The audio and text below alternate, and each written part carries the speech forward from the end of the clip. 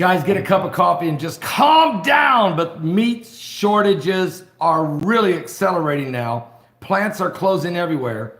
Matter of fact, just 30 miles from where I'm at, we have a plant, a Tyson food plant, packaging plant, where 160 employees have the coronavirus. They've completely shut the plant down. There's many other plants that are closing as well. It's accelerating now.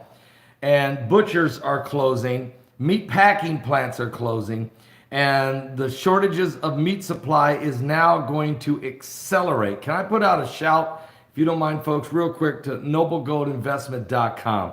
Folks, look, so the preppers are going to say, I told you so. And the financial advisors are scrambling to justify their advice on your financial and retirement funds. But it's all means diddly squat, really. I mean, doesn't it? What? This isn't the time for the blame game. This is a time to help each other out. Before this crisis happened, www.noblegoldinvestments.com had been helping investors to educate themselves and discover new ways of avoiding financial disaster. That's still the case. They're offering right now to talk to you for free, right now, about what choices might still be on the table to secure your retirement plans. They've helped hundreds of people secure their stock-backed IRAs with gold and silver to stop them falling so hard. It's time you get into the world of physical precious metals before it is too late. Have a chat with, seriously, Colin Plume or one of his associates at www.noblegoldinvestment.com, or pick up the phone and call them. Talk to them yourself at 877-646-5347. That's 877-646-5347. And tell them Pastor Paul Begley sent you. Guys, meat shortage is becoming very serious. And actually, there's a prophecy on this that it would happen at the same time as these other pandemics and earthquakes and the heavens on fire and the different things that are going on.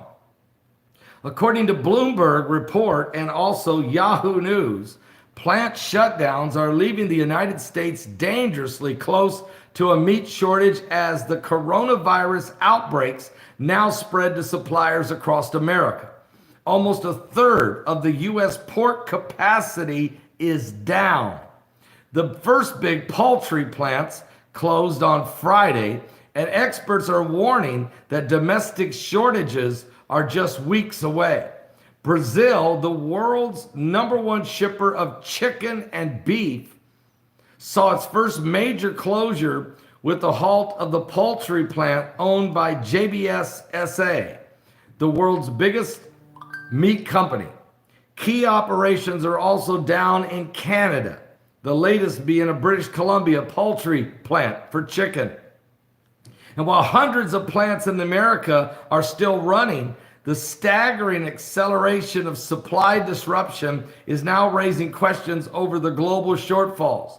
Taken together, that the US, Brazil, and Canada account for 65% of the entire world's meat market trade.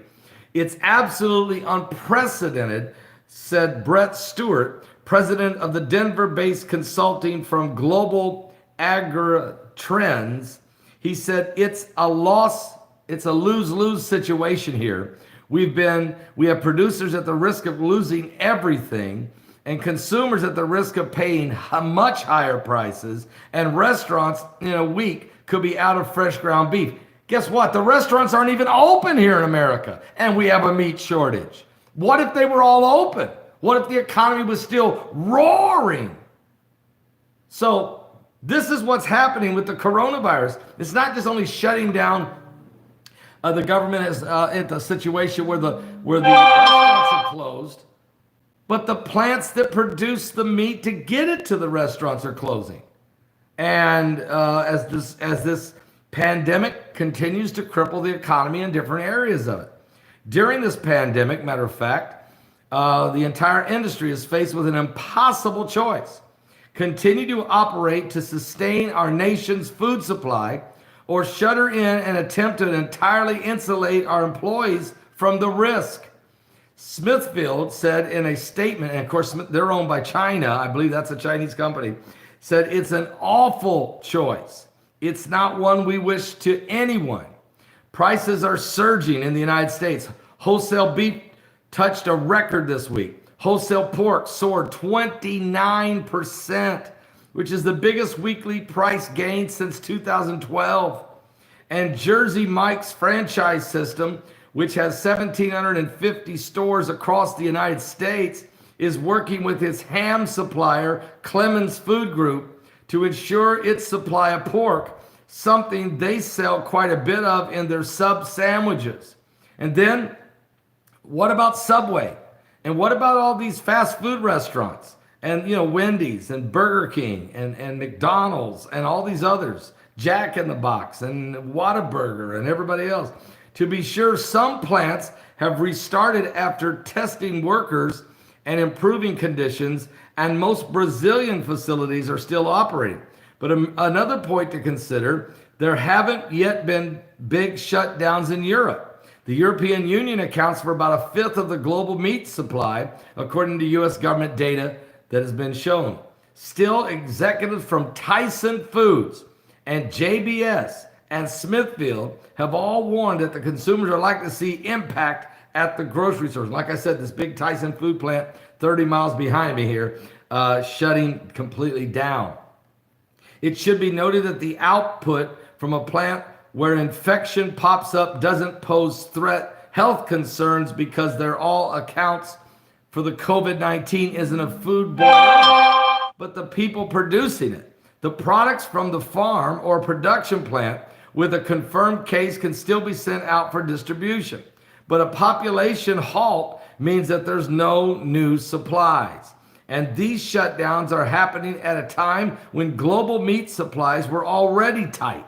China, the world's top hog producer, has been battling an outbreak of African swine fever among its hogs, which destroyed millions of China's pigs. Plus, the virus is hitting a supply at a time when some meat companies had already taken steps to slow the output because of the closure of restaurants around the world. So inventories can provide some cushion, though that will not last long. And also, American meat supplies and cold storage facilities are equal to roughly 2 weeks of production, with most plant shutdowns lasting for at least 14 days for safety reasons. That further underscores the potential for deficits. Meanwhile, with slaughterhouses closing, farmers don't have a place to take the animals. So that forces some livestock producers to dispose of them themselves. It's the latest cruel blow to a supply chain, with food being wasted in masses when at the same time the grocery store has an empty shelf. Do you see what I'm saying? The situation for U.S. farms is so severe that the Animal and Plant Health Inspection Service is setting up a center for help to identify the potential alternative markets and assist on depopulation of the animals. You're getting ready to see, this is what they've wanted to do. Be honest with you, if you read the Green New Deal by AOC, this is what they want. When you sit and talk to the really into global, Agenda 2030, global sustainability by the United Nations, or even what they would call Agenda 21, this is part of what they want, and that is stop eating meat. You've heard them say it. A cow takes too much acreage to feed a cow to feed people. When you take a same acreage and grow grub worms and cook them as wood, and call them wood shrimp on the grill, and drink cricket juice, and you get your protein, and you don't have to have a ribeye steak.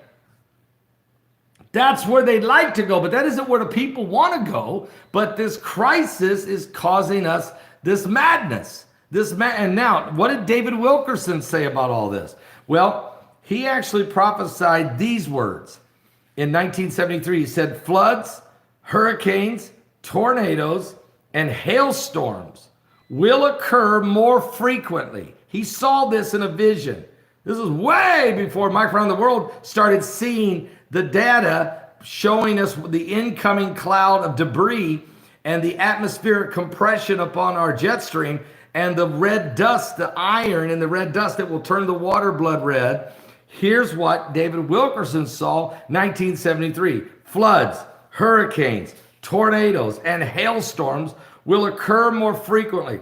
More than 1/3 of the United States will be designated a disaster area within the next few years. Well, guys, right now, United States is considered under national emergency. Men will be talking about nature being out of control. Strange happenings in nature will baffle scientists. Earth eruptions, volcanoes, blood. The moon will turn blood haze. Strange signs will be in the heavens, such as cosmic storms. These and other events never before seen will cause many to wonder. The haze hanging in the cosmos, like a cloud, will turn the moon blood red and will cause periods of darkness over the earth, almost as though the sun refuses to shine. This is that debris, that gas debris that's approaching us. Now get this. Remember, Wilkerson prophesied it in a vision that he seen in 1973. He said, nature will unleash its fury with increasing intensity over the next decade, and there will be short periods of relief. But almost every day, mankind will witness the wrath of nature somewhere in the world. These record-breaking changes will be above and beyond anything experienced in the past. Floods, hurricanes, tornadoes will destroy crops and animals and much wildlife, driving prices even higher, causing some experts to suggest that nature is losing its balance. Weather will become increasingly difficult to forecast. Sudden storms will appear without warning. The southernmost regions of the United States will be gripped by record cold waves, and the northern areas will experience record heat waves. That sounds like the poles are shifting. There will be periods of relief when men will say things continue as they were from the very foundation of the earth. There's nothing unusual about what's happening, so be at ease. Discerning people, though, will have within them an innate knowledge that God is behind these strange events and is unleashing the fury of nature to force men into a mood of concern about their eternal values. These violent reactions of nature will clearly be orchestrated by God to warn mankind of the coming days of the wrath and the judgment of God. It is almost as though all heaven is crying out, "O earth, heed his call. He holds the pillars of earth in his hands. He will shake the earth until his voice is heard. He rides the king of the flood and the Lord of the winds and the rains."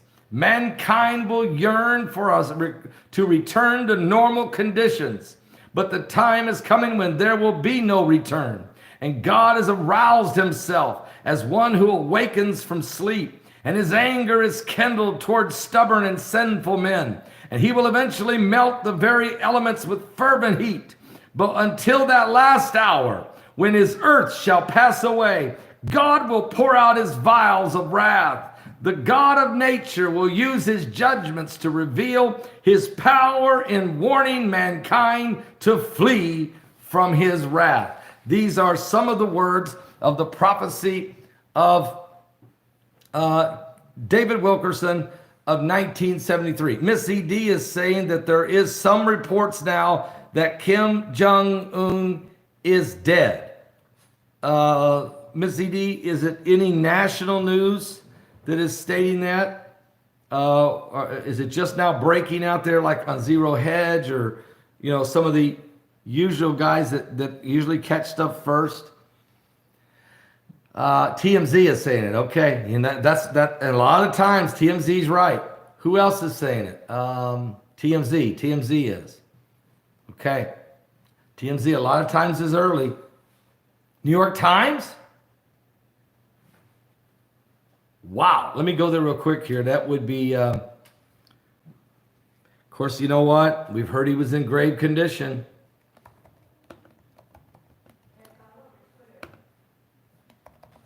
Heidi's telling me now it's all over Twitter that Kim Jong-un is dead. Yep. It's now on, he died of a heart attack. New York Post says it's rumored he's dead. TMZ says he is dead. Daily Mail says the Japanese media now saying, yes, he is dead. Wow. New York Post says it's rumored that he is dead. All right, guys. After a botched surgery, you know, they took him. They took him out, guys, and